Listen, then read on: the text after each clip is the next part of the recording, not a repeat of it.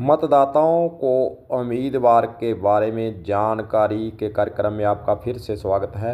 आपको लिए चलेंगे आज चूरू लोकसभा क्षेत्र के अंदर और बताएंगे राहुल कस्बा जो कि कांग्रेस पार्टी से उम्मीदवार मैदान में उतरे हुए हैं, उनके बारे में देंगे जानकारी। तो बने रहें हमारे साथ।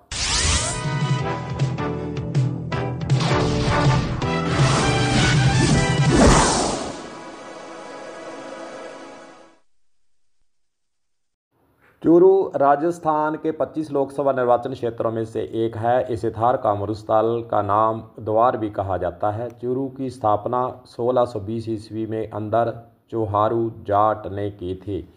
चूरू लोकसभा में 8 विधानसभा निर्वाचन क्षेत्र शामिल है। 1977 में सबसे पहले यहाँ लोकसभा का चुनाव हुआ था। जनता पार्टी के दौलतराम सारण यहाँ से पहली बार सांसद बने थे। पर्यटन की दृष्टि से देखें तो यहाँ पर रत्नागढ़ किला और सुराणा हवेली, कोठरी हवेली, ताल छप्पर सेंचुरी प्रसिद्ध है। और इस दृष्टि से देखें तो इस ज़िले के अंदर भगवान हनुमान जी का मंदिर, यानी धार्मिक दृष्टि से चूरू को देखते हैं तो हनुमान जी का मंदिर सालासर बालाजी मंदिर प्रसिद्ध है। 2019 के चुनाव को देखें तो बीजेपी के राहुल कस्बा 66% मत प्राप्त कर सांसद यहां से बने थे, यानी कांग्रेस प्रत्याशी को 3,34,402 वोट हराकर उन्होंने जीत हासिल कर ली थी। पर राहुल कस्बा ने बीजेपी की टिकट कटने से नाराज होकर कांग्रेस पार्टी का दामन थाम लिया है तथा कांग्रेस पार्टी से चूरू लोकसभा से वे चुनाव मैदान में उतरे हुए हैं। अगर हम चूरू लोकसभा को देखें तो 8 विधानसभा जो उसमें शामिल है उसके बारे में भी आपको बता देते हैं। चूरू लोकसभा के अंदर हनुमानगढ़ जिले की नौहर बादरा और चूरू जिले की तारानगर, सरदारशहर, चूरू, रतनगढ़, सुजानगढ़ इस चूरू लोकसभा के अंदर विधानसभाएं शामिल हैं। चूरू लोकसभा के इतिहास को अगर हम देखते हैं तो पिछले 25 वर्षों से कांग्रेस पार्टी अपना सिर भी यहाँ पर उठा नहीं पाई है, जो पिछला रिकॉर्ड है, क्योंकि बीजेपी ही इस पार्टी से जीत हासिल करती आई है। बीजेपी छोड़ कांग्रेस में शामिल हुए राहुल कस्बा चुनाव मैदान में उतरे हैं। राजनीति उन्हें वैसे विरासत में अंदर मिली है। उनके पिता राम सिंह कस्बा चूरू से 3 बार चुनाव जीते हुए हैं, जिनका फ़ायदा राहुल कस्बा हमेशा ही लेते आए हैं। और राजनीति दृष्टि से देखें तो उन्हें राजनीति वास्तव में विरासत के अंदर ही मिली है और मैदान तैयार उन्हें मिलता रहा है। राहुल कस्बा इनका जन्म सादुलपुर चूरू के अंदर होता है। बीए तक वह शिक्षित हैं।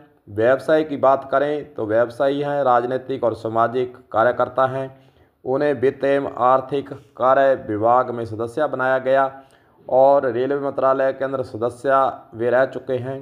परिवहन विभाग की कमेटी के अंदर वे सदस्य रह चुके हैं और बीजेपी के अंदर वे थे, अब कांग्रेस में शामिल हैं। मुद्दे की बात करें तो चूरू में फ्लोराइड युक्त पीने का पानी की समस्या, रेलवे की सुविधाओं का विस्तार, रोजगार, औद्योगिक क्षेत्रों का विस्तार जैसे समस्या मुँह बाएं खड़ी है, जो कि राहुल कस्बा की बात करें चाहे बीजेपी के कैंडिडेट की याजड़िया की बात करें, जे उनके सामने चुनौती जरूर खड़ी है।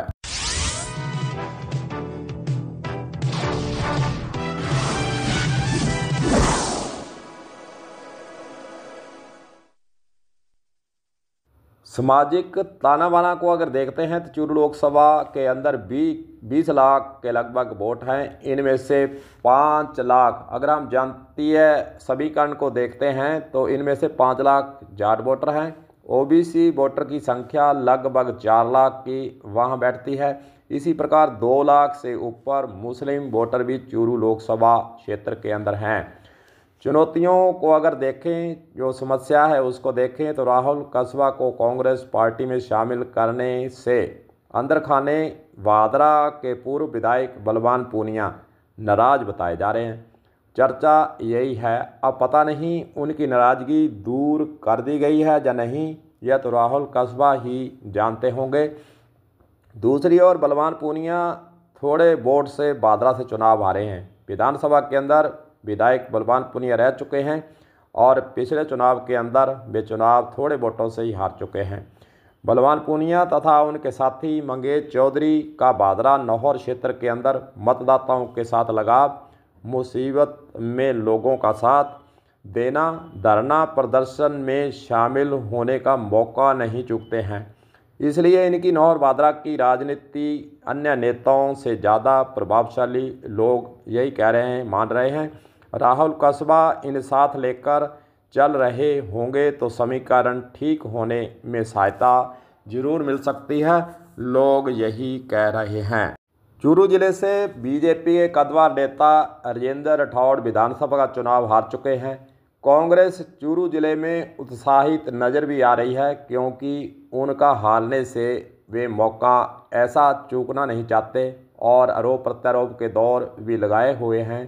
टोटासरा के द्वारा बार बार चूरू जिले की यात्रा करना, वहां पर तंज कसना, ऐसी बातें भी सामने आती है।